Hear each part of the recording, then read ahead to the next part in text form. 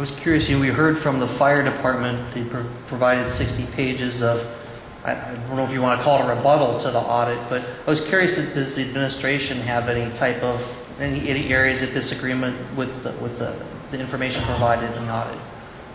Did you want to comment, Mayor Grace?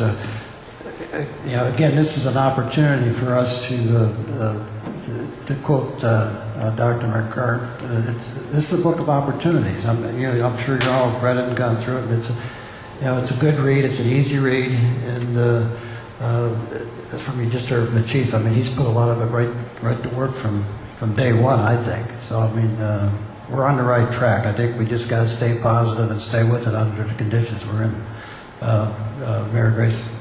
Thank you, Mr. President.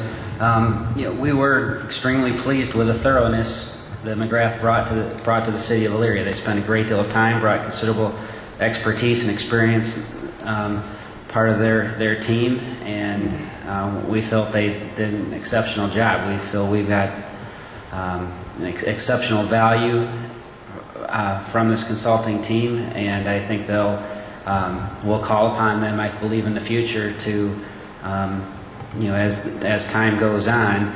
They gave us a long list of opportunities, as you repeated, Mr. President, and we're, as the chief outlined, we're working on those items and others to start acting on this report.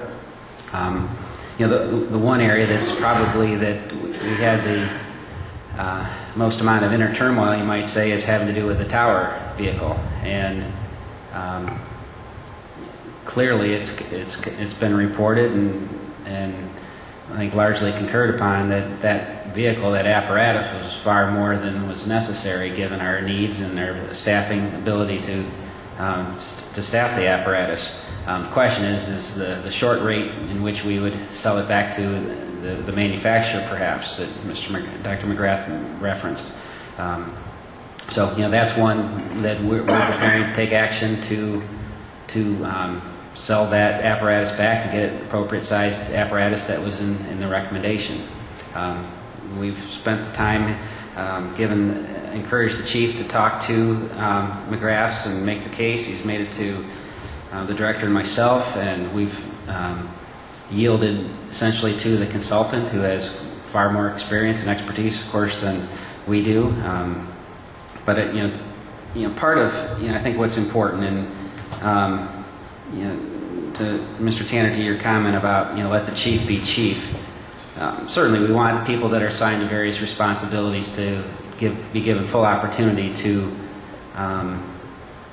do their responsibilities. Clearly, we do, but it's the responsibility as leaders of the city for accountability as well. And, I'm just thinking that if somebody made the statement, "Let the mayor be the mayor," I think you'd be one of the first, Mr. Tanner, to say council's responsibility is to hold the mayor accountable. And part of our responsibilities, not only is it from an administrative standpoint, but council's perspective, is for us all to hold one another accountable, including the department heads and ultimately the departments within our city. So we need to give our department heads, in this case, every opportunity to be in charge of their department, but it's our responsibility to use our resources available to us, as we're elected to do on behalf of our residents, to hold them accountable. And not everyone makes the perfect decision, and not only, in many cases, there is no perfect decision. We have to make, most of what we're doing, particularly as an older industrial city and a declining economy, is we have to choose between, there are 10 important top items to be done, but we can only have the money or time maybe to do 2 or 3 of them. So we have, and there's always decisions that can be second guessed. So we have to balance between what we would like to do, what is important, with what we have the resources to do, and that's where it's a collaborative effort between the chief, administration, and city council. So we all have to hold one another accountable, I would say to that. But the chief is off to a great start. If I gave advice here, and I'll give it publicly, is perhaps a little pacing of himself might be the best advice I might give him, because he's going 150 miles an hour right now, and that can only be done for so long. So. But he is extremely eager, done an excellent job for us, and we're off to a good start in that regard.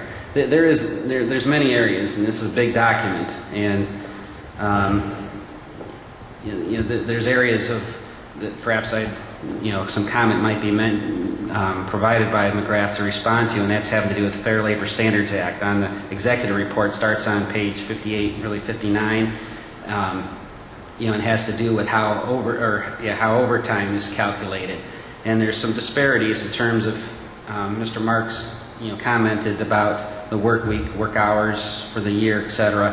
And it's considered a full-time position at X number of hours, but overtime is, they take that wage and divide it by a 40-hour work week, 2,080 compared to 2,600 or 900, depending on how many hour a work week they have. So there's issues there, and I think that's pointed out well in this report, that there's some areas there that we could stand to be adjustments made. So if there's comment to be had, fine, but otherwise these are things we're going to work on as far. Good, yeah. Thank you. I just quick follow-up actually for Dr. McGrath there. After the insight that I just spoke of with, obviously, and I understand that you didn't want it released to the newspaper, but it clearly was. But I would assume you said you stand by your report. I also would, I guess, understand that you would stand by the quotes that were made in regards to there was a lucrative contract and lucrative benefits with an exorbitant amount of time off. I just got up and showed 60 pages of documents. The majority of those documents that I proved my case with came directly out of the audit. I guess I need some clarification. Do you agree that our vacation time is in line with comparables in the surrounding area?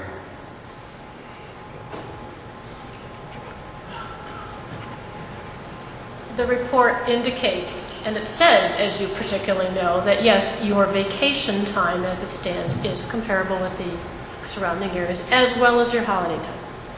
Correct. And then you would also agree then with the union time that is comparable?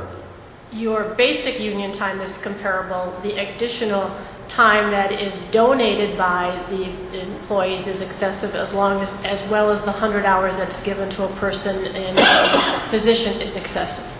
Okay, and there's no one currently using that time. There's nobody in that position, so that's another story. Now, but it's still in the contract and it's still there, and obviously there's an opportunity